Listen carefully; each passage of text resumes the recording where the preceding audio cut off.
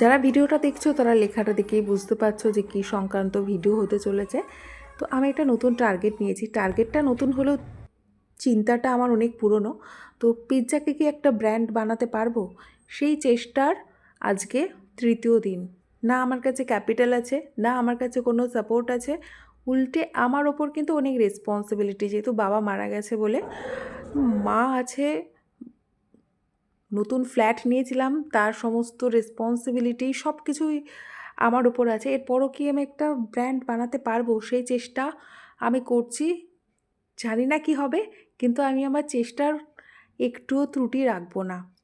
যাই হোক, আজকে আমাদের ফিস্ট ছিল, তো ওই ফিস্টের কিছু ক্লিপ আমি দিয়েছি। ফিস্টে আমি থাকতে পারিনি, দুপুরে খাবার টাইমে গেছিলাম। আর যে পিৎজাটা এখন বানাচ্ছি এটা আমাকে একজন অর্ডার করেছিল, আমার স্টুডেন্ট অর্ডার করেছিল। তো আগে পড়াতাম, আমি প্রচুর টিউশন করেছি আর কি। তো বলেছিল দিদি কর্নটা অ্যাড করে দিও, তো রিভিউটাও দিয়েছে, ওটা দিলাম। আর জোম্যাটোতে একই কাস্টমার 3 বার পরপর অর্ডার করেছে, যেটা দেখে আমার খুব ভালো লাগে যে হ্যাঁ, আমার প্রোডাক্টে দম আছে। দেখা যাক কতটা কি এগোতে পারি। মোটামুটি তৃতীয় দিন এইভাবে গেছে।